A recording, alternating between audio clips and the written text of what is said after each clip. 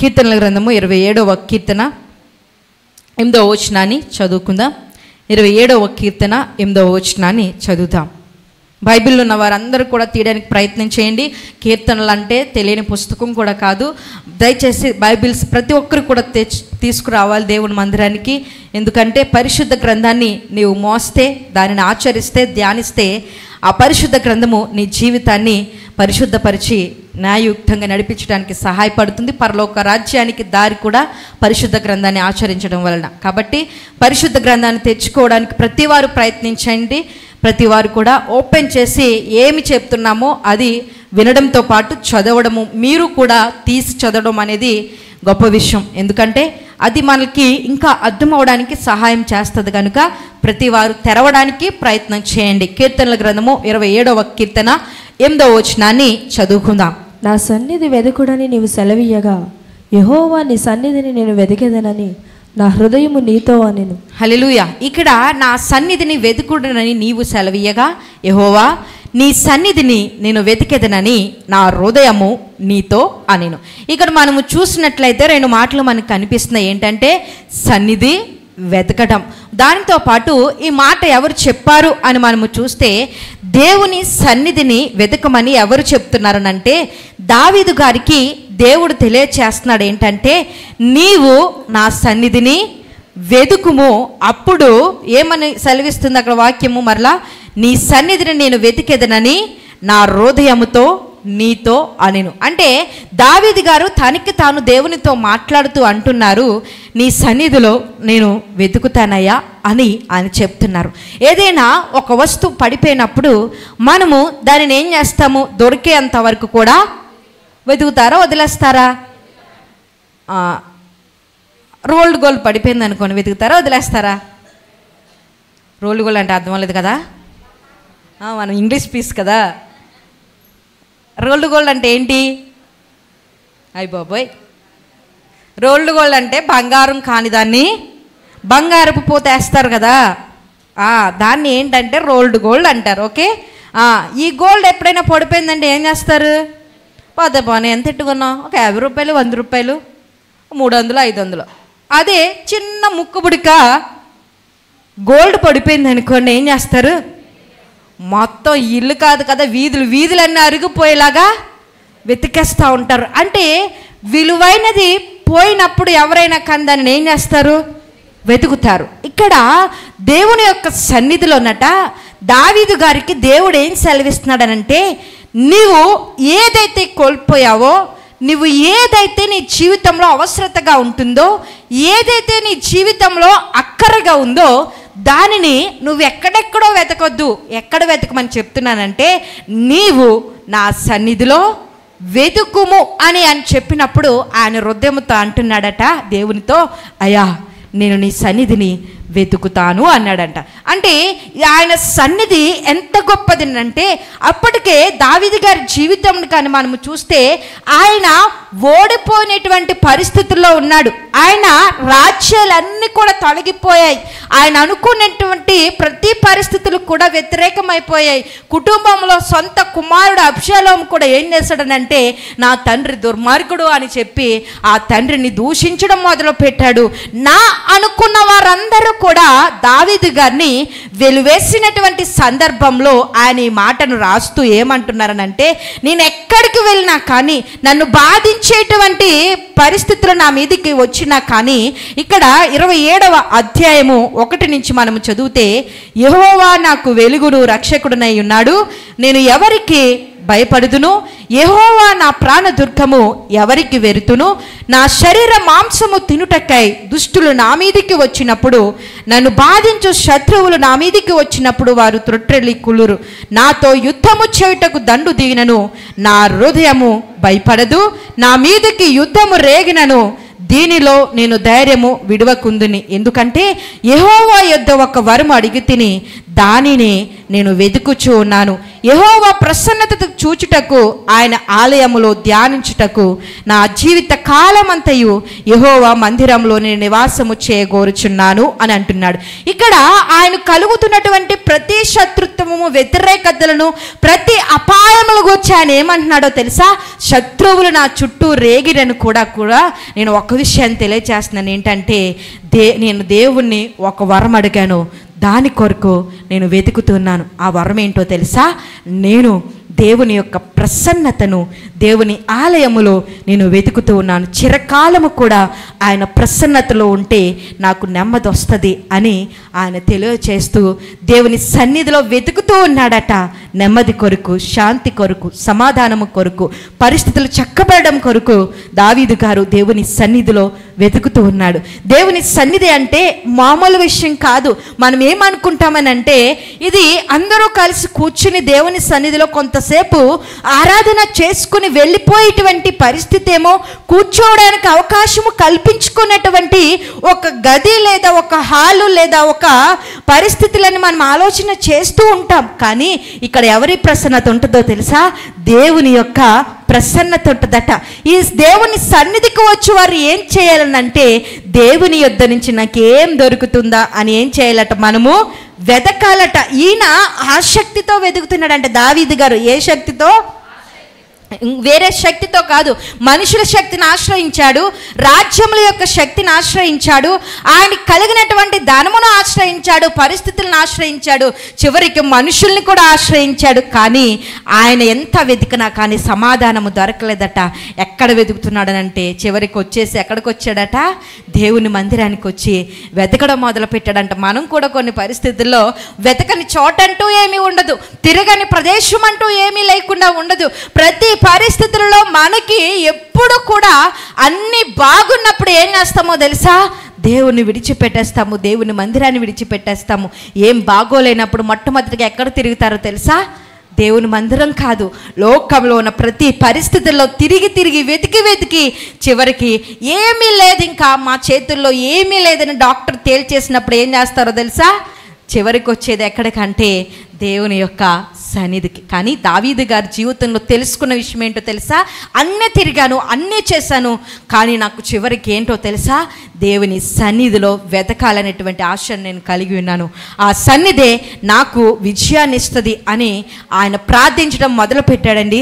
మనము కూడా దేవుని సన్నిధికి వచ్చినటువంటి మనము కూడా దేవుని సన్నిధిలో వెతకాలి. ఇక్కడ భక్తులు కొందరు దేవుని యొక్క సన్నిధిలో వారి జీవితాలలో వారు దేవుని సన్నిధిలో ఎలాగున ప్రార్థించారో, అసలు వారి జీవితాలలో ఎలాగున దేవుడు వారిని నడిపించాడో మనము చూద్దాం. అసలు దేవుని సన్నిధికి వచ్చినప్పుడు మనం ఎలాగున ప్రార్థన చేయాలి అని అంటే యెషయా గ్రంథము 26వ అధ్యాయము 17వ వచనంలో ఒకసారి మనం చూద్దాం. యెషయా గ్రంథము 26వ అధ్యాయము 17వ వచనం. యెషయా గ్రంథము 26వ అధ్యాయము 17వ వచనం. యెహోవా ప్రసూతి కాలము సమీపింపగా గర్భవతి వేదన పడి కలిగిన వేదనల చేత మొర్ర పెట్టినట్లు మేము నీ సన్నిధిలో ఉన్నాము. ఇక్కడ భక్తుడు ఏమని సెలవిస్తున్నాడంటే ఆయన సన్నిధిలో ఎలాగున మొరపెడుతున్నాడంట? ప్రసూతి కాలము సమీపించగా గర్భవతి ఏ విధంగా వేదన కలుగుతుందో. గర్భవతుల యొక్క ప్రసూతి టైంలో వేదన నార్మల్గా ఉంటుందండి? నార్మల్గా ఉండదు. కనినటువంటి తల్లులందరికీ తెలుసు అది చాలా భయంకరమైనటువంటి పరిస్థితులు. ఎందుకంటే ఒక 20 ఎముకలు అన్నీ కలిపి ఒకేసారి విరిచేస్తే ఎంత పెయిన్ వస్తుందో అంత దారుణంగా ప్రసూతి టైంలో, డెలివరీ టైంలో పెయిన్స్ వస్తూ ఉంటాయి. మరి ఇక్కడ దేవుని భక్తుడు ఏమని సెలవిస్తున్నాడనంటే మనమట దేవుని సన్నిధిలో వచ్చి మనం ఎలాగున ప్రార్థించాలనంటే మనము వేదన పడినట్లు మొర్రపెట్టాలట. గర్భవతి వేదన పడి కలిగిన వేదనల చేత మొర్రపెట్టినట్లు మేము నీ సన్నిధిలో ఉన్నాము అనంటే అంత వేదన, అంత భయంకరమైనటువంటి వేదన ఎప్పుడు వస్తుందో తెలుసా? కష్టాలు ఎక్కువైపోయినప్పుడు, కన్నీళ్ళు ఎక్కువైపోయినప్పుడు, చెప్పుకోవడానికి ఎవ్వరూ మన దగ్గర లేనప్పుడు ఏమవుతుందంటే కన్నీళ్ళు వస్తూ ఉంటాయి. కానీ దేవుని సన్నిధికి వచ్చినటువంటి మనం ఏం చేయాలని దేవుని యొక్క వాక్యం సెలవిస్తుందో తెలుసా? మన మొర ఎలాగుండాలనంటే, ఒక గర్భవతి ప్రసూతి టైంలో ఎలాగున ఏడుస్తూ ఉంటుందో, వేదన పడుతుందో, అలాగున మనము దేవుని సన్నిధిలో ఏం చేయాలట? అంగలార్చాలట. అలాగున అంగలార్చినప్పుడు దేవుడు తప్పక మన జీవితాలలో ఫలితాలను ఆయన ఇస్తాడు. ఏంటంటే మనము చూడండి, ప్రార్థనలు కూడా 2 రకాల ప్రార్థనలు ఉంటాయి. ఏ ప్రార్థనలు అంటే, దేవా అని చెప్పి పైకి పెదవులతో చేసేటువంటి ప్రార్థనలు ఒకటైతే, రెండవది హృదయంలో నుంచి దుఃఖముతో చేసేటువంటి ప్రార్థనలు ఉంటాయి. ఇప్పుడు పైకి నార్మల్గా మనం చేసేటువంటి ప్రార్థన ఎలాగని ఉంటుందని అంటే, దేవా నన్ను దీవించు, నా కుటుంబాన్ని దీవించు, నా పరిస్థితులను మార్చు అని చెప్పి నోటితో మనం చెప్పి వదిలేస్తాం. కానీ ఇది హృదయంలో నుంచి వచ్చేటువంటి ప్రార్థన ఎప్పుడు కూడా కన్నీటితో నింపబడుతుంది, పశ్చాత్తాపముతో నింపబడుతుంది. ఆ కన్నీరు ఏం చేస్తుందో తెలుసా? దేవుని సన్నిధిలో మొర్ర పెట్టేలాగున చేస్తుంది. కనుక మన ప్రార్థన దేవుని సన్నిధిలో ఎలాగ ఉండాలనంటే మొర్ర పెట్టేటువంటి కన్నీరుగా మార్చబడాలి. ఎప్పుడైతే మనం అలాగున ప్రార్థన చేస్తామో, ఎప్పుడైతే మనం అలాగున దేవుని వేడుకుంటామో, దేవుడు తప్పక ఆయన సన్నిధిలో ఉన్నటువంటి ప్రసన్నతను ఆయన తప్పక మనకి జవాబును దయచేస్తాడు. 2వ దినవృత్తాంతముల గ్రంథము 33వ అధ్యాయము 12వ వచనంలో ఒక ఆయన ఉన్నారు. ఆయన తన జీవితంలో ప్రార్థించారు, వెతికారు దేవుణ్ణి. కానీ ఆయన పడినటువంటి పరిస్థితులన్నింటిలోనూ కూడా ఎవరిని ప్రార్థించారని మనము చూస్తే 2వ దినవృత్తాంతముల గ్రంథం 33వ అధ్యాయము 12వ వచనం. అతడు శ్రమల్లో ఉన్నప్పుడు తన దేవుడైన యెహోవాను బతిమాలుకొని తన పితరుల దేవుని సన్నిధిని తన్ను తాను బహుగా తగ్గించుకొని ఆయనకు మొరలిడిగా, ఆయన అతని విన్నపములను ఆలకించి యెరూషలేమునకు అతని రాజ్యములోనికి అతన్ని తిరిగి తీసుకొని వచ్చినప్పుడు యెహోవా దేవుడై ఉన్నాడని మనష్షే తెలుసుకుని. హల్లెలూయా. ఇక్కడ ఒక ఆయన మనకు కనిపిస్తున్నారు. ఎవరైనా? మనష్షే గారట. ఈయన శ్రమలో ఉన్నప్పుడు ఏం చేశాడట? దేవునికి మొర్ర పెట్టాడు. తన పితరుల దేవుని సన్నిధిని తనని తాను బహుగా తగ్గించుకుని ఆయనకు మొరలిడగా. ఇక్కడ మనష్షే గారు రాజుగారు. ఆయన ఎలాంటి రాజు అంటే ఒక భ్రష్టరాజు. అంటే ఎలాంటి రాజు? భ్రష్టరాజు. అంటే ఇంకా దేవునికి వ్యతిరేకమైపోయినటువంటి వాడు. అసలు ఈ మనష్షే ఎవరి కుమారుడు అని మనం చూస్తే ఎవరి కుమారుడినా? ఏమో అండి, మమ్మల్ని అడుగుతున్నారేంటి? మనష్షే గారు ఎవరి కుమారుడు? Very good. ఎవరు చెప్పారు? హిజ్కియా గారి యొక్క కుమారుడు. హిజ్కియా గారు ఎవరు? ఎవరి కుమారుడు అనలేదు. హిజ్కియా గారి గురించి మీకేం తెలుసు?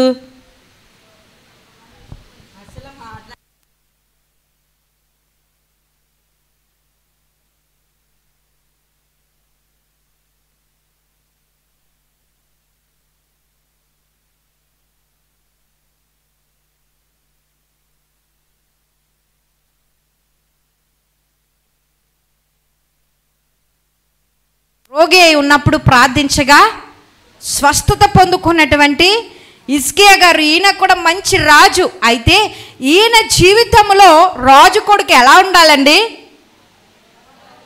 రాజులాగా ఉండాలి. అవునా కదా? మాస్టర్ కొడుకు ఎలా ఉండాలి? మాస్టర్ లాగా టిక్ టాక్ టాప్ మని, షూటు, కోటు, టై ఇవన్నీ ఉండాలి. డాక్టర్ కొడుకు ఎలా ఉండాలి? డాక్టర్లానే ఉండాలి. ఇక్కడ హిజ్కియా గారి యొక్క కొడుకు ఎలా ఉన్నాడనంటే ఈ మనష్షే. హిజ్కియా గారేమో గొప్ప ప్రార్థనాపరుడు, ఆయన శక్తివంతుడు, దేవుని సన్నిధిలో పరిచర్య చేసినటువంటి వాడు. అయితే తన కడుపున ఎవరు పుట్టారో తెలుసా? మనష్షే పుట్టాడు. ఈయనకి ఇది కూడా ఎక్కడి నుంచి వచ్చిందంటే తన తాత దగ్గర నుంచి వచ్చిందంట. ఎక్కడి నుంచి వచ్చింది? గోత్రంలో ఉన్నది. రావట్లే. గోత్రంలో ఉన్నది. Very good. గోకేసిన ఏమవుదట? పోదు. అలాగే నా తాతగారు బుద్ధి ఏమైందంటే మనోడకు వచ్చేసింది. తండ్రి మంచోడే, పాపం తాతను బట్టి సార్కి వచ్చేసింది, ఇప్పుడు మనష్య గారికి వచ్చేసింది. ఈ మనష్య గారు ఏం మొదలు పెట్టాడనంటే దేవునికి వ్యతిరేకంగా మొదలు పెట్టాడు.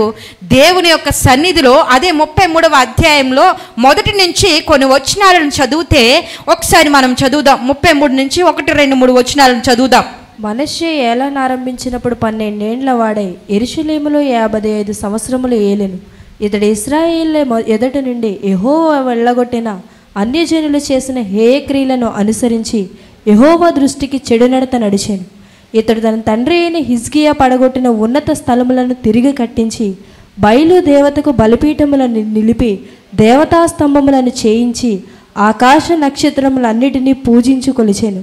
మరియు నా నామము ఎన్నటెన్నటికి ఉండునని యెరూషలేమునందు ఏ స్థలమును గూర్చి యెహోవా సెలవిచ్చెనో అక్కడున్న యెహోవా మందిరమందు అతడు బలిపీఠములను కట్టించెను. మరియు యెహోవా మందిరపు 2 ఆవరణములో అతడు ఆకాశ నక్షత్ర సమూహమునకు బలిపీఠములను కట్టించెను. బెన్హిన్నోము లోయయందు అతడు తన కుమారులను అగ్నిలో గుండా దాటించి ముహూర్తములను విచారించుచు మంత్రులను చెల్లంగింతును. వాడుక చేయు కర్ణ పిశాచములతోనూ సోదెగాండ్రతోనూ సాంగత్యము చేయుచు యెహోవా దృష్టికి బహుగా చెడు నడత నడుచుట వలన ఆయనకు కోపము పుట్టించెను. ఇప్పుడు దేవుని సన్నిధిలో ఉన్నటువంటి మనష్య గారు దేవుని బలిపీఠం ఏదైతే ఉందో ఆ బలిపీఠంలో దేవుని సన్నిధిలో ఆయన చక్కగా నడిపింపబడవలసినటువంటి ఈయన ఎలా తయారైపోయాడో తెలుసా? దేవునికి వ్యతిరేకంగా బలిపీఠములు కట్టించి ముహూర్తములను, నక్షత్రములను, దేవతా స్తంభములను, అసలు తన తండ్రి ఎలాంటి భక్తి కలిగినటువంటి వాడో అలాంటి భక్తిని కలిగలేక ఈయనను ఎవరిని ఆశ్రయించాడో తెలుసా? ఎవరిని ఆశ్రయించాడట? సోదెగాండ్రను, ముహూర్తములు. ఏంటయ్యి? ఏంటి ఒకసారి చెప్పండి గట్టిగా. ముహూర్తాలు. ఇంకేమున్నాయి అక్కడ? ఇంకా ఇవి చెప్పరు, ఎందుకంటే కర్ణ పిశాచ చిల్లంగితనముతోనూ ముహూర్తములను ఇవన్నీ కూడా తన బిడ్డలతో చేపిస్తూ ఆయన ఎంత భ్రష్టత్వంలోనికి వెళ్ళిపోయాడనంటే ఇటు దేవుణ్ణి నమ్ముకున్నాడు, దయ్యాన్ని కూడా నమ్ముకున్నాడు. ఒక ఆవిడ అంటుంది దేవుడికి ఇచ్చేది దేవుడికి ఇవ్వాలట. స్పష్టంగా విన్నాను నేను. ఏం చేయాలి? దేవుడికి ఇచ్చేది దేవునికి, దయ్యానికి కట్టేది దయ్యానికి కట్టేయాలట. దేనికి దానికే తీర్చేయాలట. అయ్య బాబు, అలా చేయకపోతే ఎలాగనుకుంటున్నారు? చాలా తేడాలు వచ్చేస్తాయి. ముహూర్తములు, ఈ ముహూర్తములు కరెక్ట్గా ఆ టైంకి ఏమైపోవాలట? 3 ముళ్ళడిపోవాలా. ఏమైపోవాలి? ఆ టైంకి ఏం చేయాలంటే గడప ఏం చేయాలి? గుమ్మం ఏం చేయాలా?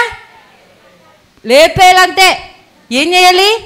ఆ టైంకి ఇంకా నిమిషం అటు ఇటు సెకండ్ ఏమవకూడదు, కదలకూడదు. ఇవన్నీ కూడా ఇవన్నీ జరిగించినటువంటి వ్యక్తి ఎవరట? మనష్య గారు. ఇప్పుడు ఈ మనష్య గారికి కష్టం వచ్చేసింది, శ్రమ వచ్చేసింది. ఎలాంటి శ్రమ వచ్చిందో తెలుసా? చెరసాల్లో వేసేసారంట తీసుకుపోయి. ఎవరిని? మనష్య గారు. ఇప్పుడు ఈ మనష్య గారికి ఎవరు గుర్తొచ్చారో తెలుసు? ఇప్పుడు దేవుడు గుర్తొచ్చాడు. ఎప్పుడు? ఒక మనిషి దేవుని సన్నిధికి రావాలంటే డబ్బన్నా పోవాలట, జబ్బన్నా రావాలట. హల్లెలూయా అంట.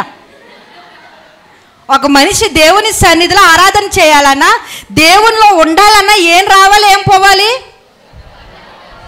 పోవాలా, జబ్బన్నా రావాలా. ఈ 2 ఉంటేనట తప్పక అయ్యా పాపమ్మని తండ్రి, దీనురాలని ప్రభువా, ఎందుకు పనికిరాని పెంట కుప్పని తండ్రి అని ఎప్పుడు వచ్చేస్తుందో తెలుసా? జబ్బు వచ్చినప్పుడు, డబ్బు పోయినప్పుడు తప్ప మరెప్పుడు దేవుడు ఈయన మనం కాదండి, బైబిల్లో ఉన్నారు ఇలాంటి వ్యక్తులు. ఎవరున్నారు ఇలాంటి వ్యక్తులు? ఈయన ముందేం చేసాడంటే ఆ బిడ్డలకు కూడా ప్రతి సందర్భంలో ఆ బిడ్డలతో ఏం చేయించాడంటే ముహూర్తాలు చూపించి ఆ టైంకి ఉయ్యాల్లో పడాలా. ఏ టైంకి? ఆ టైంకే కోత కొయ్యాలా. ఏం కోత? డెలివరీకి కొంతమంది ముహూర్తాలు ఇట్టించుకుంటారు తెలుసండి మీకు? డాక్టర్తో ముందే మాట్లాడేస్తారు. డాక్టర్ గారు పలానా టైంకి పలానా నిమిషంలో కరెక్ట్గా ఆపరేషన్ చేసి పిల్ల బయటకు వచ్చేయాలి, అంతే. ఈ లోపల ఏమవుతుందో తెలుసా? పురిటినొప్పులు ఎక్కువైపోయి ఫ్రీ డెలివరీ అయిపోద్ది. అంటే ఆయన అనుకున్న ముహూర్తం రాదు, డాక్టర్ అనుకున్న ముహూర్తం కూడా రాదు. ఇవన్నీ కూడా ఏంటంటే మనుషులు కల్పించుకున్నటువంటి కల్పన కథలు, మనుషులు ఆలోచనలు చేసేటువంటి ముహూర్తాలు, ఇవన్నీ కూడా సమయములన్నీ కూడా. అందుకే దేవుని యొక్క వాక్యం ఏమని సెలవిస్తుందో తెలుసా? ఆకాశము ఆయన సృష్టించినది, భూమి ఆయన సృష్టించినది, ఈ కాల సమయములు ఎవరిచ్చినవని అంటే దేవుడు కలుగ చేసినవి తప్ప మరి ఏమీ కాదు. మరి మనము మన జీవితాల్లో కలిగే ప్రతి పరిస్థితుల్లో కూడా కాలాలను, ముహూర్తాలను, ఈ సోదెగాండను, చిల్లంగితనమును, ఇవన్నిటిని కూడా ఆచరించడం వల్ల మనం ఏమైపోతామో తెలుసా? భ్రష్టాత్మలకు అప్పగించబడిపోతాం. ఇక్కడ ఈయన చేసిన పని ఏంటో కదా. నిన్న ఒక ఆమె వచ్చింది, నేను పలకరించడానికి వచ్చి అంటుంది అయ్యగారిని, బాబు దయ్యానికి ఎట్టాలి బాబు. చాలా ధైర్యంగా చెప్పింది. నేనైతే లోపలుండి అయ్యి బాబాయ్ అయిపోయింది ఇవిడ అనుకుంటున్నాను లోపల. అలా కాదు బాబు, దేనికి దానికి ఎట్టేయాలంటుంది. నేను అనుకున్నాను అయ్యి బాబాయ్ ఇంకా ఆవిడ పని అయిపోయింది ఈరోజు, వెళ్ళకపోవడం మంచిది అని నేను లోపల అనుకుంటున్నాను. అలా అంటుంటే అయ్యగారు అన్నారు, అమ్మా దేవునికి ఎట్టేసి దయ్యానికి ఎట్టేస్తే ఇక లోకంలో ఉన్న వారికి, దేవుని నమ్ముకున్న వారికి తేడా ఏమీ లేదు. ఇప్పుడు అలాగున చేసేవారు దేవుని దగ్గరికి వస్తారా? దేవుని మందిరానికి వస్తారా? దేవుని మాటలు వింటారా? వినరు కదా. మరి మనం ఎందుకు దేవుని ఎరిగి ఉండి కూడా అలాంటి వాటి వైపుకి వెళ్ళాలి అని చెప్తూ ఆమెకు చెప్పారు. తప్పు అయిపోయింది బాబా అంటుంది. ఏమైపోయిందట అంటే ఇప్పుడు మనుషులు ఏమనుకుంటారో తెలుసా? అపాయాలు కలిగినప్పుడు, శోధనలు వచ్చినప్పుడు, ఆ కీడులు సంభవించినప్పుడు ఏదో కీడు కూడా వేస్తుందంటే ఏ కీడది? ఇవన్నీ కూడా అనుకునే ఆలోచనలు ఎలా ఉంటాయనంటే దైవ జ్ఞానంలో ఉన్న వాళ్ళకి ఒకటే అనిపిస్తుంది, ఏంటంటే యేసు రక్తమే జయం, సమస్తం నీకే ప్రభువా అంటారు. కానీ లోక కీడుల్ని చూడవలసిన అవసరం లేదు. ఇక్కడ ఈ మనష్షే గారు కూడా ఏం చేస్తున్నాడో తెలుసా? అన్నీ చేసేసాడు. ముహూర్తాలు, సోదెగాండ్రు, బలిపీఠములు, దేవునికి వ్యతిరేకంగా నక్షత్రాలు, ఆకాశం, గాలి, ఇవన్నీ కూడా దేవునికి వ్యతిరేకంగా చేసేసి కోల్పోయాక చివరికి ఎవరి దగ్గరకు వచ్చేసాడు తెలుసా?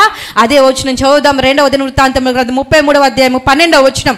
అతడు శ్రమలో ఉన్నప్పుడు తన దేవుడైన యెహోవాను బతిమాలుకుని తన పితరుల దేవుని సన్నిధిని తనని తాను బహుగా తగ్గించుకుని ఆయనకు మొరలుడుగా ఆయన అతని విన్నపములను ఆలకించి యెరూషలేమునకు అతని రాజ్యంలోనికి అతని తిరిగి తీసుకువచ్చునని అప్పుడు యెహోవా దేవుడై ఉన్నాడని మనష్షే తెలుసుకుని ఉన్నాడు.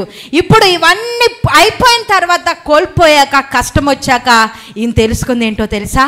దేవుని సన్నిధిలో కోల్పోయిన దాన్ని దేవుడే ఇవ్వగలడని చివరికి తెలుసుకున్నాడు. మన జీవితాల్లో కూడా మనం ఎన్ని ప్రయత్నాలు చేసినా, ఎన్ని తిరిగేసినా, ఒకవేళ మన జీవితాల్లో ఎంత వెతికినా కానీ మనశ్శాంతి నీ జీవితంలో లేదా, పరిస్థితులు నీకు అనుకూలించడం లేదా, పరిస్థితులలో ఎవ్వరికీ చెప్పుకోలేనటువంటి స్థితిగతుల్లో, అనారోగ్య స్థితిగతుల్లో నలిగిపోతూ, ఆర్థికంగా సమస్యలతో నలిగిపోతూ, ఇక విజయము నాకు రాదు అనేటువంటి పరిస్థితుల్లో నలిగిపోతున్నావా? ఒక్కటే నువ్వు ఏంటో తెలుసా? దేవుని సన్నిధిలో ఆయన ఏం చేశాడనంటే తనకి తాను ఎలా తగ్గించుకున్నాడట? బహుగా తగ్గించుకొని. ఒకప్పుడు దేవుడు లేడు, ఎవరు లేడు అనుకున్న మనష్షే ఓ జబ్బు, ఆ పరిస్థితులు, కష్టం రాగానే, రాజ్యాలు కూలిపోగానే ఎవరు గుర్తొచ్చారనంటే దేవుడే, సజీవుడైన దేవుడు, రాజ్యాలను ఇవ్వగలిగినటువంటి దేవుడు ఒక్కడే. అది ఎక్కడో తెలుసా? దేవుని సన్నిధిలోనే నాకు దొరుకుతుంది అని ఆయన నమ్మాడు. మన జీవితాల్లోనూ కూడా దేవుని సన్నిధిలో వెతకడం ప్రారంభించండి. దేవుని సన్నిధిలో ప్రార్థించడం ప్రారంభించండి. దేవునినే వెతకండి. ఒక్కటే అడగండి, అయ్యా ఈ పరిస్థితులలో నా జీవితం ఎట్లాగయ్యా, నా జీవితాల్లో ఎలాగో నేను ముందుకెళ్ళాలి, నా భవిష్యత్తు ఎలాగా, నా కుటుంబం ఎలాగా, నా స్థితిగతులు ఎలాగయ్యా అని నువ్వు ఎక్కడ వెతకొద్దు, ఎవ్వరికి చెప్పొద్దు. ఒక్కటే దేవుణ్ణి వెతకడం ప్రారంభించు. దేవుని సన్నిధిలో ప్రారంభించు. ఆయన బహుగా తగ్గించుకుని దేవుని సన్నిధిలో మొరలిడ్డాడట. అప్పుడు దేవుడు ఏం చేశాడో తెలుసా?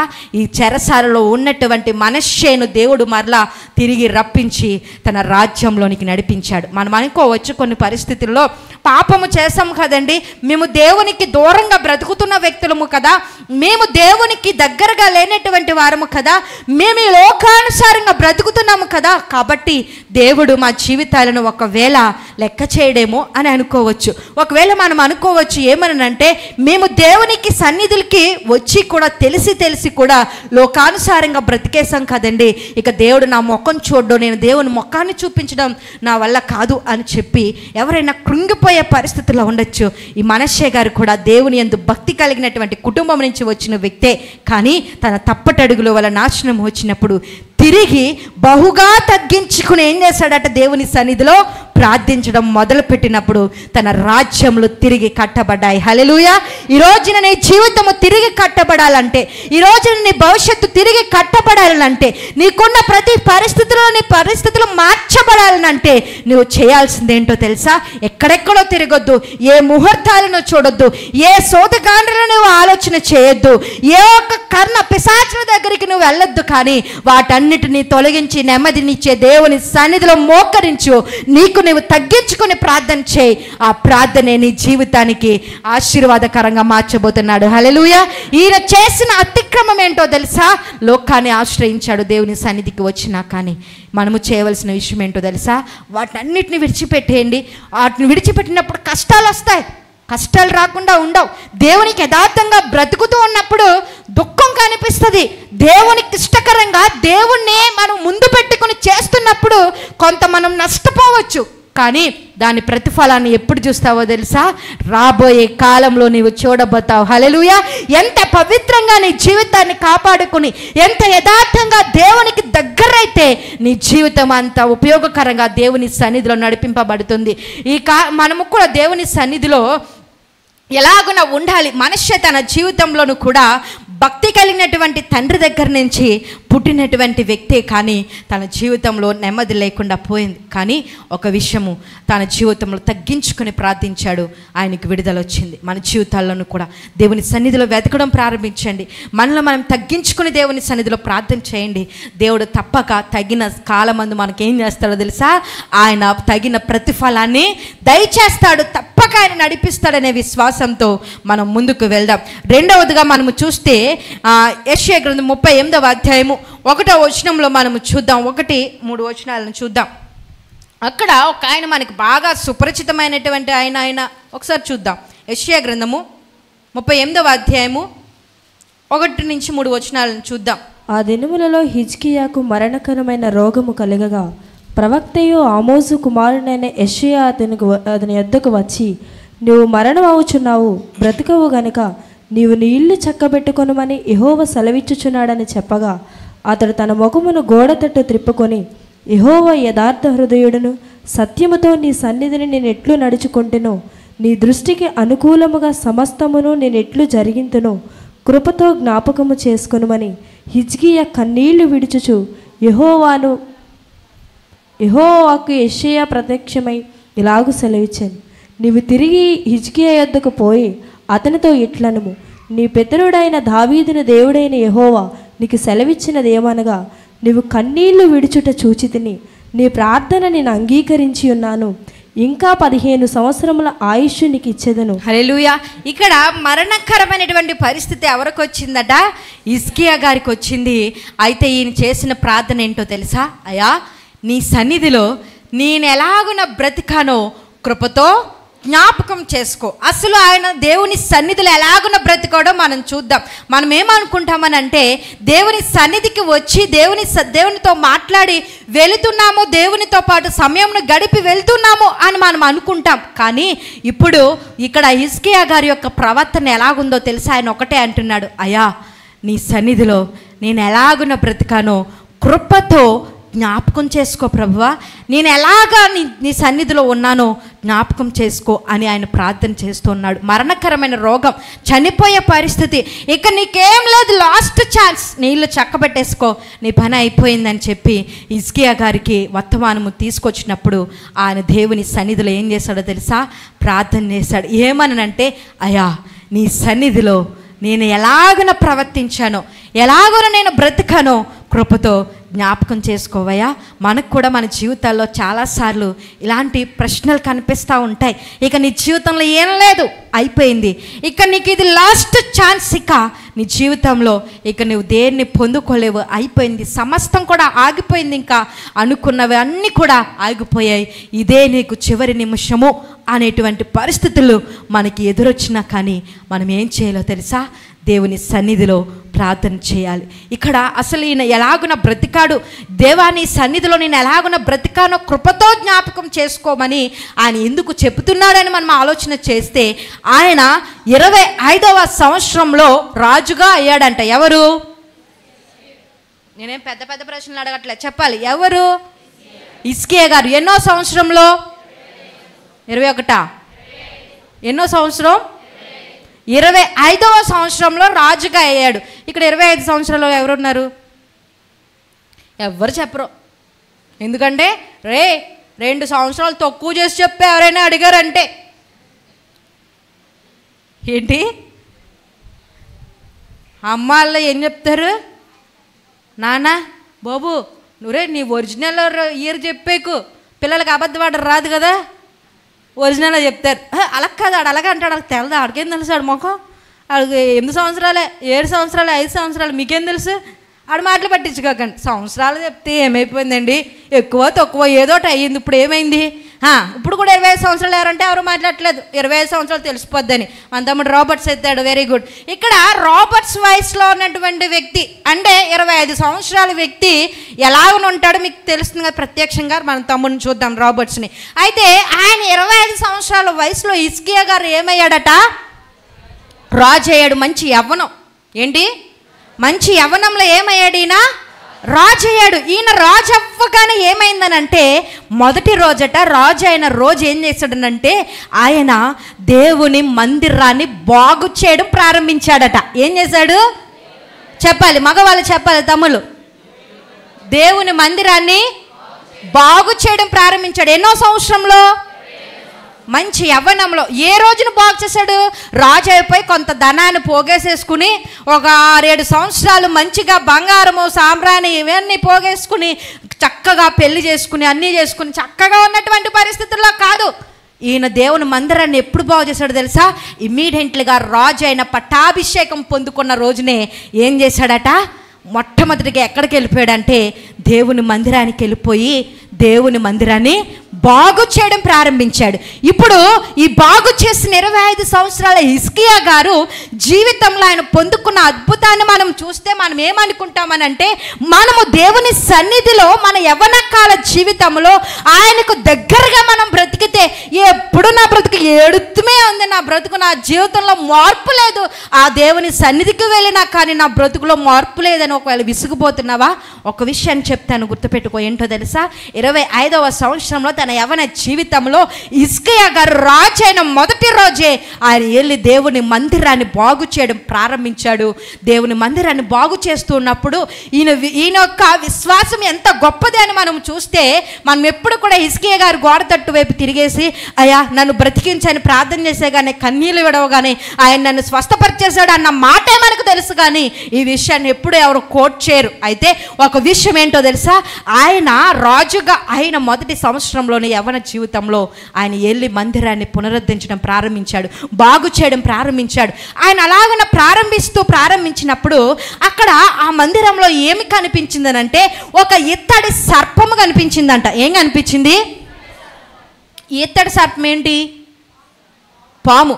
ఈ పాము కనిపించినప్పుడు, ఈ పాము కనిపించగానే హిజ్కియా గారు ఏం చేశారనంటే, ఆ పాముని ఏం చేశారంటే విర్రగొట్టారట. ఏం చేశారు? విరగొట్టారు. ఈ పామును విరగొట్టవలసిన అవసరం ఏంటండి? ఎప్పుడో అక్కడ మోషే గారి కాలం నుంచి ఇత్తడి సర్పం ఏమైందో తెలుసా? కొనసాగుతూనే ఉంది. మోషే గారు వచ్చారు, యెహోషువ గారు వచ్చారు, సమూయేలు గారు వచ్చారు, దావీదు గారు వచ్చారు.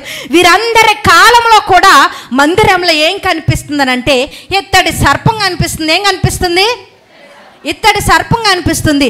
ఈ ఇత్తడి సర్పానికి ఉన్నటువంటి విషయాన్ని కానీ అసలు ఏంటి ఇత్తడి సర్పం గొడవ చూస్తే దీని సంగతి ఏంటో చూద్దాం. ఈ ఇత్తడి సర్పం ఏంటి అని అంటే, అప్పుడు ఇశ్రాయేలు ప్రజలు పాలు తేనెలు ప్రవహించేటువంటి ప్రదేశంలోనికి వెళ్ళే ముందు అక్కడ కొంతమంది పాము కాటుకు గురయ్యారంట. దేనికి గురయ్యారు? పాము కాటు తెలుసండి? బాబు ఎప్పుడు మాకేం తెలుసండి, మిమ్మల్ని ఎప్పుడు వేయలేదులే, కానీ పాము కాటుకు గురవుతూ ఉంటారు కదా, అజాగ్రత్త వలన పొరపాటునో ఏదో రకంగా. ఈ పాము కాటు వేసినప్పుడట అక్కడ ఉన్న ప్రజలందరూ ఏమైపోయారనంటే చనిపోతూ ఉండేవారు. అలాగనే చనిపోతున్నప్పుడు మోషే గారు దేవుని సన్నిధిలో ప్రార్థించినప్పుడు మోషే గారికి దేవుడు తెలియజేసిందనంటే ఏంటంటే, నీవు ఒక ఇత్తడి సర్పాన్ని తయారు చేయి. ఆ ఇత్తడి సర్పాన్ని తయారు చేసి ఆ సర్పాన్ని ఎవరైతే చూస్తారో వారు ఏం చేస్తారట,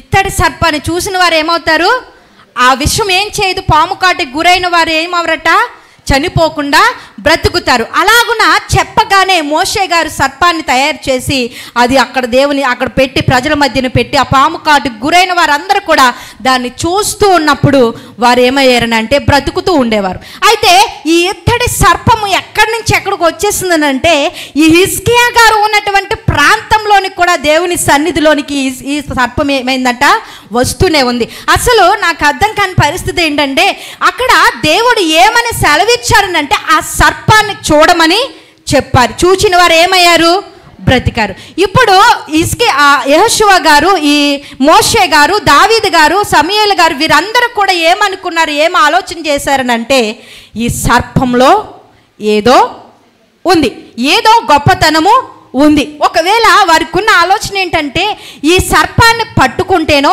ఈ సర్పాన్ని దేవుని సన్నిధిలోనికి తీసుకురాకపోతే ఏదో కీడు సంభవిస్తుంది, ఏదో జరుగుతుంది అని చెప్పి మోషే గారి దగ్గర నుంచి ఆ విత్తడి సర్పాన్ని దేవుని మందిరము కట్టిన తర్వాత ఆ షిలోహు మందిరంలోనికి తీసుకొచ్చిన తర్వాత ఆ సర్పాన్ని అక్కడే అలాగున వారు ఉంచుతూ ఉన్నప్పుడు ఈ హిజ్కియా గారు ఏం చేశారో తెలుసా, ఆయన ఒక్క ఆ ఇత్తడి సర్పాన్ని ఏమీ లేకుండా ఆయన విరగ్గొట్టేశాడంట. ఎందుకు విరగ్గొట్టాడో తెలుసా, ఆయనకున్న విశ్వాసం ఏంటో తెలుసా, దేవుడు చూడమనగా వారు ఏమయ్యారు, స్వస్థత పొందుకున్నారు. అంటే వీరు ఎవరి మాటకు విధేయతను చూపారు, దేవుని మాటకు విధేయత చూపారు కనుక వీరేమయ్యారు, కాటుకు గురైనా కానీ స్వస్థపరచబడ్డారు అని హిజ్కియా గారు నమ్మారు. కానీ మోషే కాలం నుంచి దావీదు వరకు వీరందరూ కూడా ఏం నమ్మలేదో తెలుసా, ఆ సర్పము ముట్టుకుంటే ఏదో జరుగుతుంది, ఆ సర్పాన్ని దేవుని మందిరంలో ఉంటే మనకి అంతా మేలు జరుగుతుంది అని వారు ఆలోచన చేశారే కానీ విగ్రహ సంబంధమైన దానిని ఉంచకూడదు అనేటువంటి ఆలోచన వారికి కలగలేదు. హిజ్కియా గారి యొక్క ఆ విశ్వాసం ఎలాంటిదనంటే సర్పంలో ఉన్నటువంటి శక్తి కాదు, ఏ శక్తితో తెలుసా, చూడమన్న దేవునికి విధేయత కలిగి ఉంటే ఆ దేవుడే స్వస్థతనిస్తాడని నమ్మాడు. హల్లెలూయా. ఆ దేవుడే కార్యాన్ని చేస్తాడని నమ్మి ఆ విత్తడి సర్పాన్ని ఆయన విరగగొట్టడం ప్రారంభించాడు. ఇప్పుడు ఇంత యవనంలో దేవుని కొరకు పాడైపోయిన మందిరమును కట్టడానికి, పునరుద్ధరించడానికి, దేవుని పరిచర్య కొరకు నిడవబడినటువంటి యవ్వనులుగా ఆయన జీవితాన్ని దేవుని కొరకు పవిత్రంగా కాపాడుకుని దేవుని అసహ్యమైనటువంటిది ఏది ఉండకూడదు, దేవునికి హేయకరమైనది ఏది దేవుని మందిరంలో ఉండకూడదని చెప్పి మోషే గారి కాలం నుంచి చేయలేని పనిని ఎవరు చేశారో తెలుసా, హిజ్కియా గారు చేశారు. అందుకే ఇప్పుడు రోగము అయినప్పుడు ఈయన మరణంలో ఉన్నప్పుడు ఒకటి ప్రార్థన చేస్తున్నాడు, ఏంటో తెలుసా, అయ్యా నీ సన్నిధిలో నేను ఎలా బ్రతికానో కృపతో జ్ఞాపకం చేసుకో. హల్లెలూయా. ఇక్కడ యవ్వనములో ఈయన చేసిన పరిచర్య, ఈయన సమర్పించుకున్న పరిశుద్ధత, ఈయన త్యాగము, ఈయనకున్న ప్రతి పరిస్థితి కూడా ఎప్పుడు రిజల్ట్ వచ్చిందో తెలుసా, వృద్ధాప్యంలోనికి వెళ్ళిపోయి నీకు ఛాన్స్ లేదు, అయిపోయింది నీ జీవితం, ఇక అంతా అయిపోయిందని చెప్పినప్పుడు ఆయన ఒకటే ప్రార్థన చేస్తున్నాడు, అయ్యా కృపతో జ్ఞాపకం చేసుకో, నేను ఎలాగున నీ సన్నిధిలో బ్రతికానో, ఎలాంటి భక్తి ప్రవర్తన భయము కలిగి బ్రతికానో దయతో జ్ఞాపకం చేసుకోవయ్యా అని ప్రార్థన చేయగానే ఇమీడియట్లీగా దేవుని యొక్క వాక్కు ప్రత్యక్షమైంది. ఏంటో తెలుసా, హిజ్కియా నీకు ఇంకా 15 సంవత్సరములు ఆయుష్ని ఇవ్వబోతున్నాను. హల్లెలూయా. ఒక 15 సంవత్సరాలు నీకు ఆయుష్ని ఇస్తున్నానని చెప్పినప్పుడు ఎంత గొప్ప విషయం అండి. ఈ రోజున మనం ఏమనుకుంటామో తెలుసా, ఆ ఇశ్రాయేలు ప్రజలు దేనిని ఆశ్రయించారో తెలుసా, ఆ శక్తిని ఆశ్రయించారు, కానీ దేవుని సన్నిధిలో మహిమ ఉందనేటువంటి విషయాన్ని వారు ఆచరించలేకపోయారు. ఆ కాలం నుంచి ఆ జనులు రాజులు మారుతూ ఉన్నారు, న్యాయాధిపతులు వస్తూ ఉన్నారు, గొప్ప వ్యక్తులు వస్తూ ఉన్నారు, కానీ ఆ ఇత్తడి సర్పాన్ని తీసేటువంటి వ్యక్తులు ఎవరు లేరు. బహుశా వారికి భయం ఉండొచ్చు, బహుశా వారికి సర్పాన్ని తీసివేస్తే ఏదో భయంకరమైన పరిస్థితి వస్తుందేమో అని వారు ఆలోచన చేసి ఉండొచ్చు. ఈరోజు నీ జీవితంలోనూ కూడా కొన్ని పరిస్థితుల్లో నేను ఇలాగున చేస్తే నాకు కీడు వస్తుందేమో, నేను ఇలాగున చేస్తే మేము అనుకున్నవే జరగవేమో, ఒకవేళ మేము ఇలాగున చెయ్యకపోతే ఇలాగున కాలంలో సమయంలో దేవునికి ఇష్టకరంగా కాకుండా లోకానికి దగ్గరగా బ్రతుకుతూ లోక పరిస్థితుల్లో వెళ్ళిపోతే ఇదే బాగుంటుందని ఒకవేళ అనుకుంటున్నావేమో. ఆ రోజున వారందరూ చేయలేని పనిని హిజ్కియా గారు చేసినప్పుడు, ఆ మందిరాన్ని పునరుద్ధరించినప్పుడు ఆయన ప్రతిఫలం ఎప్పుడు పొందుకున్నాడో తెలుసా? చనిపోయే టైం ముందు 15 సంవత్సరాల ఆయుష్ అంటే మామూలు రోజండి. రేపే నీ ఆయుష్ పోతుందని ఎవరైనా చెప్పి 15 సంవత్సరాలు బ్రతుకుతావు ఇంకా అని చెప్పారనుకోండి, ఎంత ఆనందంగా ఉంటుంది. ఎడుతారా? ఏడిసే వాళ్ళు ఉన్నారా? పోనీ పండగ చేసేస్తాం అంతే, చాలా సంతోషం. ఒక్కరోజు ఎక్కడ, 15 సంవత్సరాలు ఎక్కడా? మాట్లాడట్లేదు. హల్లెలూయా. నిద్రపోతున్నా హల్లెలూయా చెప్పండి. హల్లెలూయా. అదిగా ఎంత ఇంత ఇంత కొంచెం పొద్దున్నే కూడా నిద్ర వస్తుందంటే రాత్రి నైట్ డ్యూటీకి వెళ్తున్నారండి. ఓకే, ఇక్కడ ఈయన ఏం చెప్తున్నాను, హిజ్కియా గారు 15 సంవత్సరాలు ఆయుష్ పొడిగింపబడ్డానికి గల కారణం ఏంటంటే ఆయన యవ్వన జీవితంలో ఆయన చేసినటువంటి పరిశుద్ధమైన పవిత్రమైన దేవునికి ఎదురుగా ఏ దుష్కార్యము జరగకూడదని తనకి తను పరిశుద్ధ మందిరాన్ని బాగు చేయడం ప్రారంభించాడు. ఈరోజు మనము కూడా కొన్ని పరిస్థితులు అనుకోవచ్చు, నా యవ్వన జీవితంలో, నా పరిస్థితుల్లో, నా వ్యక్తిగత జీవితంలో, యవ్వనస్తులు కావచ్చు, పెద్దవారు కావచ్చు, ఎవరైనా కానీ మేము ఇంత చక్కగా దేవునితో గడుపుతున్నాము, కానీ ఈ కష్టాలు పరిస్థితులే మాకు వస్తున్నాయి అని బాధపడుతూ ఒకవేళ ఉండొచ్చేమో. కానీ నీ పరిశుద్ధత, నీ భక్తి, నువ్వు దేవుని సన్నిధిలో చేసేటువంటి ఆ పరిచర్య ఎప్పటికీ కూడా దేవుడు ఏం చేయడో తెలుసా? లాస్ట్ మినిట్లో ఏం చెప్తాడో తెలుసా? ఇదిగో నువ్వు చేసిన ఆ పరిచర్యే ఈ రోజుని నేను నిలవబెట్టిందనే గొప్ప సాక్ష్యాన్ని దేవుడు నీకు ఇస్తాడు. అప్పుడే అర్థమవుతుంది, అయ్యా నేను పొరపాటు పడ్డాను, కష్టాలు ఎక్కువైనప్పుడు నువ్వు నా వైపు చూడట్లేదు అనుకున్నాను, అనారోగ్యాలు ఎక్కువైనప్పుడు నువ్వు నన్ను విడిచిపెట్టేసావు అనుకున్నాను, ఇక శోధనలే సమస్యలు నా జీవితంలోనికి వచ్చినప్పుడు ఇంక ఇదేనా మా భక్తి, అందరూ బ్రతుకుతున్నారు కానీ మేము ప్రత్యేకంగా నీ కొరకు నడిపింపబడుతున్నాము, అయినా నెమ్మది లేదు అనేటువంటి ప్రశ్నలన్నిటికీ సమాధానాన్ని దేవుడు ఎప్పుడు ఇస్తాడో తెలుసా? ఒకానొక రోజు వస్తుంది. ఆ రోజున దేవుడు నీకు సమాధానాన్ని ఇచ్చినప్పుడు మనుషులకు కూడా ఆశ్చర్యంగా ఉంటుంది. ఆ ప్రతి కార్యాన్ని కూడా దేవుడు తప్పక సఫలపరుస్తాడు. ఒకవేళ నువ్వు చేసే ప్రతి పరిచర్యను కూడా, నువ్వు చేసే ప్రతి విధమైనటువంటి పరిచర్య దేవుడు చూస్తున్నాడు. దేవుని సన్నిధిలో ఏది కూడా వ్యర్థము కానేరదు. ఎందుకనంటే ఆయన తప్పక ప్రతిఫలాన్ని ఇస్తాడు. ఇప్పుడు నీ జీవితంలో భక్తిగా, భయముతో దేవుని సన్నిధిలో పెరుగు, దేవునితో మాట్లాడడం ప్రారంభించు, దేవునితో వ్యక్తిగతంగా నువ్వు ప్రారంభించు. నీ జీవితాన్ని ఆశీర్వాదకరంగా ఒకరోజు తెలుస్తుంది, దేవుడు నా జీవితాన్ని నిలవబెట్టాడు అని. నువ్వు చేసే ప్రార్థనలకు జవాబులు రావట్లేదని విసుగుపోవద్దు, అలసిపోవద్దు. నీ జీవితంలో దేవుని మీద ఆధారపడు, దేవుని కొరకు ప్రత్యక్షంగా బ్రతుకు. నాకు అనిపించిన విషయం ఏంటంటే, ఇప్పుడు హిజ్కియా గారి యొక్క నాన్నగారు ఎవరంటే ఆయన కూడా భక్తిహీనుడే. ఎవరు? ఆ తాతగారిది కొడుకు వచ్చిందని చెప్పాను కదా, ముందు మనవడికి వచ్చిందని చెప్పాను కదా, మనశ్శే గారికి చెప్పానా? గుర్తుందా? ఒక ఆయన ఇలాగే వాక్యం చెప్తూ పాస్టర్ గారు ఏం చెప్పారనంటే, వచ్చారా, కూర్చున్నారా, వెళ్ళారా అన్న మాటలే ఉన్నాయండి. నిద్రపోతున్నప్పుడు ఏమంటాయి? అయ్యే కదా గుర్తుంటే. ఇంటికి వెళ్ళాక భర్తగారు అడిగారట, ఏం చెప్పారు పాస్టర్ గారు అంటే, వచ్చారమ్మా, కూర్చున్నారా, వెళ్ళారా అన్నారండి అందంట. ఇంకెందుకైతే ఎలాగ మానేసి ఇంట్లో కూర్చోనండంట. మనం వచ్చి ఏం వింటున్నామో సరిగా వింటే అర్థమవుతుంది. వచ్చారా వెళ్ళారా అని అలా కొట్టి వేసామనుకోండి, ఏమవుతుందనంటే అయ్యే వినబడతాయి. ఇప్పుడు హిజ్కియా గారి యొక్క తాతగారు ఎలాంటి వ్యక్తి? తాత యొక్క బుద్ధి ఎవరికి వచ్చింది? మనశ్శే గారికి వచ్చింది. మరి కొడుకు కూడా రావాలి కదండి, కొడుకు కూడా హిజ్కియా గారికి కూడా రావాలి కదా. కానీ నేనేమనుకుంటున్నానంటే, తన తల్లి తన కొడుక్కి భక్తి నేర్పిందని నేను అనుకుంటున్నాను. తన తల్లి, ఓయ్ నాన్న, నువ్వు మీ తాతను కానీ మీ యొక్క పరిస్థితిని ఆశ్రయించుకో, మన పరమ తండ్రిని ఆశ్రయించని నేర్పుండొచ్చు అని అనుకోవచ్చు. చాలామంది మగవారికి కూడా ఏం చేస్తారో తెలుసా, ప్రార్థనకి రండి అని చెప్తే ఏమంటారో తెలుసా, నువ్వు కూడా నాలో సగభాగమే కదా, నువ్వు వెళ్ళొచ్చి. ఏంటి ఈ బాగా గుర్తుంటే ఆమె కూడా ఏంటంట, ఆయనలో సగభాగం, నువ్వు వెళ్ళొచ్చి. మరి ఆమె కూడా సగభాగం అయినప్పుడు ఆమె తింటే చాలు కదా, నువ్వెందుకు తింటున్నావయ్యా? అంతే కదండి, అవునా కదా? ఇంకా మన వాళ్ళకి అర్థం అవ్వలేదు. అర్థమైందా అమ్మా? ఇప్పుడు ఆయన తింటే చాలు కదా, ఆమె తింటే చాలు కదా, సగభాగం కదా, మనం ఎందుకు ఇంకా మిగిలిన వాళ్ళు ఎందుకు ఇంక తినడం? ఆల్రెడీ కంప్లీట్ అయిపోద్ది కదా. ఇలాంటి వాటికి పోటీలు రావు. కానీ దేవుని సన్నిధికి రమ్మన్నా, దేవునితో మాట్లాడాలన్నా కానీ బిడ్డలు ఏం చెప్తారు, నువ్వు చేస్తున్నావు కదా భక్తి, మాకెందుకులేమ్మా అంటారు. కానీ ఇక్కడ హిజ్కియా గారు తన తల్లి మాటని జబదాటిని కుమారుడిగా ఉన్నాడని నేను అనుకుంటున్నా. ఎందుకంటే ఆయన తాత కూడా దేవుని మందిరాన్ని పాడు చేయాలని ఆలోచనలు కలిగిన వాడే. ఆయన కుటుంబ పరిస్థితులన్నింటిలోనూ కూడా గోత్రముల నుంచి వస్తూ ఉన్నటువంటి ఆ యొక్క సంప్రదాయము దేవునికి వ్యతిరేకమైపోయినటువంటి పరిస్థితులే. కానీ తన భార్య, తన తల్లి, తన యొక్క బిడ్డలు వారు చేస్తున్నటువంటి ప్రతి పరిస్థితుల్లో కూడా మార్పులు తీసుకొచ్చాయి. ఎక్కడో తెలుసా? దేవుని యొక్క సన్నిధి. దేవుని సన్నిధి ఎప్పుడు కూడా నేను మార్చడానికి ప్రయత్నం చేస్తుంది. దేవుని సన్నిధి ఎప్పుడు కూడా పాపాత్ములను సైతము రక్షించేదేంటో తెలుసా? దేవుని యొక్క సన్నిధే.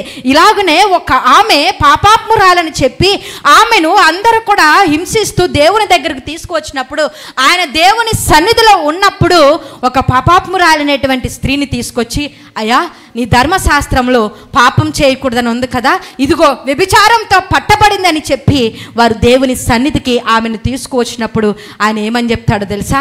అక్కడ అన్ని పేర్లు రాసేస్తూ ఉంటాడు. ఆ పేర్లు రాసేస్తూ ఉన్నప్పుడు, ఈ పేర్లు లేనివాడు తప్ప, ఈ పేర్లు లేనివాడు చెప్పండి ఎవరు శిక్షించమంటే వాళ్ళని శిక్షిస్తానని చెప్పినప్పుడు పేర్లన్నీ రాస్తుంటే ఒకడొకడు అవుట్ అయిపోతున్నారు, ఒకరొకరు పరిగెట్టేస్తున్నారు. ఆ పేర్లు అయిపోయి నా పేరుంది, నేను చేసిన పాపం ఎప్పుడు కనిపించిందా అని చెప్పి ఒకరొకరు పరిగెడుతూ ఉన్నప్పుడు దేవుడు ఏం చెప్తున్నాడో తెలుసా? ఆమెకు, అమ్మా నీ పాపములన్నీ కూడా క్షమించి వేసి ఉన్నాను, ఇక నుంచి చీకటిలో కాక వెలుగులో నీవు బ్రతుకు అని దేవుడు ఆమెకు తెలియచేసినప్పుడు ఆమె పాపములు క్షమించబడ్డాయి. మనము కూడా దేవుని సన్నిధికి రావడానికి కొంతమంది ఏమంటారో తెలుసా? నేను ఇంకా లోకంలో ఉన్నానండి, పాపంలో ఉన్నాను, అన్నీ అయిపోయాక వస్తాను అని అంటారు. కానీ అన్నీ అయిపోయేటప్పటికి మనం ఉంటామో ఉండమో కూడా తెలియదన్నా. అన్నీ అయిపోయేటప్పటికి మన జీవితాలు ఎలాగున్నా తారుమారవుతాయో మనకి తెలియదు. కానీ ఇక్కడ దేవుడు చెప్తుంది ఏంటో తెలుసా? ఆయన వెలుగై ఉన్నాడు, ఆయన సన్నిధి వెలుగై ఉన్నది.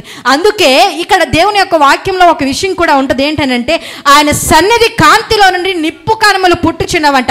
2వ సమూయేలు గ్రంథము 22వ అధ్యాయము 13వ వచనాన్ని మనము చూస్తే, 2వ సమూయేలు గ్రంథము 22వ అధ్యాయము 13వ వచనం, ఆయన సన్నిధి కాంతిలో నుండి నిప్పు కణములు పుట్టెను అని ఉంటుంది అక్కడ. అంటే ఆయన సన్నిధి ఎంత ప్రాముఖ్యమైనది అంటే, నిప్పు కణము ఏం చేస్తుంది? కాల్చేస్తుందా? కాల్చేదా? ఈ నిప్పు కణము ఎలాగున ఉండాలని అంటే, మనలో ఉన్న ప్రతి పాపాన్ని ఏం చేస్తుందో తెలుసా? కాల్చి వేస్తుంది, పరిశుద్ధతనిస్తుంది. ఇప్పుడు ఈ నిప్పు కణము వలన కలిగే వెలుగు వలన అనేకులు వెలిగింపబడతారు. హల్లెలూయా. అందుకని మనము దేవుని సన్నిధిలో మనము దేవుని వెతుకుదాం, దేవునితో మాట్లాడుదాం, దేవునికి దగ్గరగా మనం బ్రతుకుదాం. ఇలాగునే వెలుగులో బ్రతకమని దేవుడు ఎక్కడ చెప్పాడో తెలుసా? దేవుని సన్నిధిలో ఆయన చెప్పాడు. ఆ మాటను ఏంటంటే, ఆయన సన్నిధికి తీసుకొచ్చినప్పుడు ఆయన చెప్పాడు, అమ్మా ఇక నువ్వు చీకట్లో బ్రతకొద్దు, వెలుగులో బ్రతుకు, నా సన్నిధిలో నువ్వు బ్రతుకు అని చెప్పినప్పుడు ఆమె తన పాపములన్నిటినీ ఒప్పుకొని విడిచిపెట్టినప్పుడు ఆమె దేవుడు పరిశుద్ధరాలుగా ఆమెను తీర్చివేశాడు. ఈ రోజుని కూడా మన జీవితాల్లో ఒకవేళ తెలిసి తెలియక ఏవేవో పొరపాట్లు చేస్తుండొచ్చు, తెలిసి తెలియక కొన్ని పరిస్థితుల్లో ఒకవేళ మనము దేవునికి అసహ్యమైన కార్యాలు చేసి ఉండొచ్చు. కానీ దేవుడు ఏం చెప్తున్నాడో తెలుసా? నా కుమారుడా, నా కుమార్తె, నీవు తిరిగి వస్తే ఆయన హక్కును చేర్చుకోవడానికి సిద్ధంగా ఉన్నాడు. ఆయన ఒక్కటే చెప్తున్నాడు, నీవు ఇక్కడి నుంచి పాపము చేయక వెలుగుతో నీవు బ్రతుకు అని చెప్తున్నాడు. ఆయన సన్నిధి ఎలాంటిదంటే నిప్పు కణం వంటిది. ఆ కణం ఏం చేస్తుందనంటే ఎప్పుడు కూడా మండుతూనే ఉంటుంది. ప్రతి పాపాన్ని కూడా తుడిచివేయడానికి మండింపబడినప్పుడు నీ జీవితము ధన్యకరంగా మార్చబడుతుంది, నీ జీవితము ఆశీర్వాదకరంగా మార్చబడుతుంది. అనేకులకు దీవెనకరంగా మార్చబడాలనంటే నీ జీవితంలో ఒకటి మర్చిపోవద్దు, నీవు దేవుని సన్నిధిని వెతకడం మర్చిపోవద్దు, దేవునితో మాట్లాడడం మనం మర్చిపోవద్దు. అననీయ అనేటువంటి ఒక ఆయన సౌలుగా ఉన్నటువంటి పౌలు గారిని ఆయన పౌలుగా మార్చబడక ముందు దేవుడు ఎవరికి చెప్తాడో తెలుసా? అననీయ అనేటువంటి ఒక వ్యక్తికి తెలియచేసి, ఇదిగో పలానా ప్రాంతంలో సౌలు ఉన్నాడు, ఆయనకు వెళ్ళి ఆయన కళ్ళు ఏమైనాయి అంటే మందగించాయి, గుడ్డితనంలో ఉన్నాడు, వెళ్ళి ప్రార్థన చేసి ఆయనను ప్రార్థన చేసి నువ్వు బాప్తిజం ఇవ్వు అని చెప్పినప్పుడు అననీయ గారు ఆయన ఎక్కడున్నాడనంటే ఆయన దేవుని సన్నిధిలో ఉన్నాడంట. అంటే దేవుని సన్నిధిలో ఆయన ఉండగా ఎంత అద్భుతం దేవుడు చేశాడనంటే, ఒక వ్యక్తి దేవుని దర్శింపగా, అంటే ఒక వ్యక్తి సామాన్యమైనటువంటి వ్యక్తి దేవుని సన్నిధిలో ప్రార్థించగా ఏం చేస్తాడో తెలుసా? ఎలాంటి భ్రష్టాత్మలకు గురైనటువంటి వ్యక్తినైనా కానీ మార్చడానికి సహాయమును చేకూరుస్తాడు. హల్లెలూయా. ఇక్కడ సౌలుగా ఉన్నటువంటి పౌలు గారు తన జీవితంలో ఈయన అననీయను దర్శించమని వెళ్ళినప్పుడు ఆయన చెబుతున్నటువంటి సందర్భం ఏంటో తెలుసా? అయ్యా, ఆయన్ని ఎందుకు నువ్వు దర్శించమంటున్నావు? ఆయన ఎవరో తెలుసా? నీ పేరట బాప్తిసం పొందిన వారిని, నిన్ను స్తుతించిన వారిని, నీ పేరట నమ్మిన ప్రతి వారిని కూడా ఏం చేస్తున్నాడో తెలుసా? చెరసాల్లో వేసి హింసిస్తున్నటువంటి వ్యక్తి దగ్గరకా నన్ను వెళ్ళమంటున్నావు అని చెప్పినప్పుడు దేవుడు ఏం చెప్పాడు తెలుసా? నీవు ఆయన దగ్గరికి వెళ్ళి నువ్వు ప్రార్థన చేయి అని చెప్పినప్పుడు ఆయన వెళ్ళి ఆయన దర్శించి ప్రార్థన చేసినప్పుడు ఆయనలో ఉన్నటువంటి చీకటి వెళ్ళిపోయి వెలుగు పొరలు కమ్ముకున్నప్పుడు ఆ వెలుగు ఏమైందో తెలుసా? ఈ రోజుకి అపోస్తలుడైనటువంటి పౌలు గారు లేకుండా ఏ ప్రసంగం ముగింపబడదు. ఆయన మాట చెప్పకుండా ఎవరు కూడా సువార్తను ప్రకటించకుండా ఎవరు ఉండరు. ఇంత ఆధిక్యతను ఎందుకు ఇచ్చాడు? అసలు ఆయనను దర్శించేటువంటి ఆధిక్యత ఎవరికి ఇచ్చాడో తెలుసా? అననీయ అనేటువంటి వ్యక్తికి ఇచ్చాడు. ఆయన ఎక్కడి నుండి వచ్చిన వ్యక్తి తెలుసా? దేవుని సన్నిధిలో దర్శించేటువంటి ఆయన, దేవునితో మాట్లాడేటువంటి ఆయన. అంత గొప్ప భాగ్యాన్ని దేవుడు అనుగ్రహించాడంటే గల కారణం ఏంటో తెలుసా? ఆయన దేవునిని వెతకడం ప్రారంభించాడు, దేవుని సన్నిధిలో ప్రార్థించాడు. ఈ రోజున కూడా మనము కూడా మారినటువంటి వారి కొరకు ప్రార్థన చేసి చేసి విసుకుపోయారా? ఒకవేళ మారినటువంటి పరిస్థితుల్లో ఇక వీరి బ్రతుకులు మారవా అని విసుకుపోయారా? ఒక్కటే, నీవు దేవుని సన్నిధిలో ఆయనకు ప్రార్థించు, దేవునినే మాట్లాడు, దేవునితోనే అడుగు. ఎలాంటి భ్రష్టత్వంలో ఉన్న వ్యక్తినైనా కానీ దేవుడు మార్చడానికి శక్తినిచ్చినట్లుగా నీకు కూడా శక్తిని దేవుడు అనుగ్రహించాలనంటే నువ్వు ఎక్కడ దర్శించాలో తెలుసా? దేవుని సన్నిధిలో ఆయన్ను వెతకాలి, ఆయన్ను ప్రార్థించాలి, ఆయన్ను వేడుకోవాలి.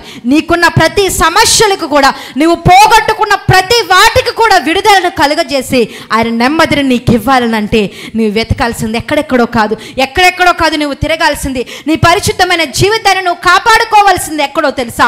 దేవుని సన్నిధిలో నువ్వు ఎంత పరిశుద్ధంగా బ్రతుకుతున్నావో, దేవునితో నువ్వు ఎంత వ్యక్తిగతంగా నువ్వు భక్తితో గడుపుతున్నావో, దేవుని సన్నిధికి వచ్చినటువంటి నీవు వ్యక్తిగతంగా పరిశుద్ధంగా నీ జీవితాన్ని కాపాడుకుని నీకు నీవు బహుగా తగ్గించుకుంటే నీకున్న పోగొట్టుకున్న ప్రతి ఒక్క పరిస్థితులను దేవుడు తిరిగి ఇవ్వబోతున్నాడు. నీకు నీవుగా దేవుని సన్నిధిలో పరిశుద్ధమైన ప్రవర్తన కలిగి నీవు దేవుని మందిరము కొరకు నువ్వు పరిచర్యను ప్రారంభించి దేవుని మందిరం కొరకు నువ్వు పరిచర్య చేస్తున్నావా? ఆ పరిచర్యను దేవుడు ఖచ్చితంగా ఆశీర్వాదకరంగా ఉంచుతాడు. మన ఆల్ నైట్ ప్రేయర్కి యవనస్తులు మంచి పరిచర్య చేశారు. దైవ సేవకులు లేకపోయినప్పటికీ కూడా మంచిగా ఆ ప్రేయర్ను నడిపించిన విధానం బట్టి దేవుడు వారిని ఇంకా బహుగా దీవించును గాక. నేను ఒక విషయాన్ని తెలియజేస్తాను, ఏంటంటే మీరు మీ జీవితంలో చేసిన ఏ పరిచర్య అయినా అది తొడవడం మొదలు పెట్టుకుని, చైర్స్ తీయడం మొదలు పెట్టుకుని, ఒకవేళ పాటలు పాడడం మొదలు పెట్టుకుని, ప్రార్థనలు చేయడం, ఏదైనా కానీ దేవుని మందిర ఉపకరణంలో కానీ దేవుని మందిరమును కట్టించడంలో కానీ మీరు చేసిన ప్రతి ప్రయాసను కూడా దేవుడు ఎప్పటికీ కూడా విడిచిపెట్టడు అనేటువంటి విషయాన్ని మర్చిపోవద్దు. హిజ్కియా గారికి ఇచ్చిన రిజల్ట్ ఎప్పుడో తెలుసా? లాస్ట్ మినిట్లో ఆయనను బ్రతికించాడు. ఏంటో, దయ్యతో నీ సన్నిధిలో నేను ఎట్లా బ్రతికానో జ్ఞాపకం చేసుకోవయ్యా. ఇప్పుడు నువ్వు అదే ప్రార్థన చేయంటో తెలుసా? దయతో నీ సన్నిధిలో నేను వెతుకుతానయ్యా, నీ సన్నిధిలో నేను పోగొట్టుకున్న దాని కొరకు ప్రార్థిస్తాను. నేను పోగొట్టుకున్న నెమ్మది, నేను పోగొట్టుకున్నటువంటి అనారోగ్యము, నేను పోగొట్టుకున్నటువంటి ఆర్థికమైన ఇబ్బందులు, ఒకవేళ నా జీవితంలో ఏవైనా కానీ అయ్యా నీ సన్నిధిలో నేను వెతుకుతానయ్యా అని ఎందరైతే వెతకడానికి సిద్ధంగా ఉన్నారో ఆయన నీ పక్షాన్ని నుండి విజయాన్ని ఇవ్వడానికి సిద్ధంగా ఉన్నాడు. మరి నీ హృదయాన్ని దేవునికి ఇవ్వడానికి సిద్ధపడుతున్నావా? నీ మనసును దేవునికి ఇవ్వడానికి సిద్ధపడుతున్నావా? వ్యక్తిగతంగా నీకు నీవుగా దేవునికి దగ్గర అవుతున్నావా? నీవు చేసే ప్రతి అడుగు, దేవుని సన్నిధిలో నువ్వు చేసే ప్రతి ప్రార్థన, నీకు నీవుగా తగ్గించుకుని దేవుని సన్నిధిలో చేసే ప్రతి పరిచర్య, దేవుని సన్నిధిలో నీకు నువ్వుగా ఆయన సన్నిధికి వచ్చి ఎన్ని పనులున్నా, ఎన్ని పరిస్థితులున్నా, ఎన్ని భారములున్నా, ఎన్ని కష్టాలున్నా కానీ దేవుని సన్నిధికి వచ్చి నీవు దేవుణ్ణి వెతుకుతున్నావా? ఆ పరిశుద్ధమైన యథార్థమైన పవిత్రమైన హృదయముతో ఆయనను నీ వెతికితే ఎప్పుడు కూడా నిత్యము సంతోషముతో ఆయన నింపబోతున్నాడు. ఆ సంతోషం మనకి కావాలనంటే అందరూ కూడా మోకరిద్దాం.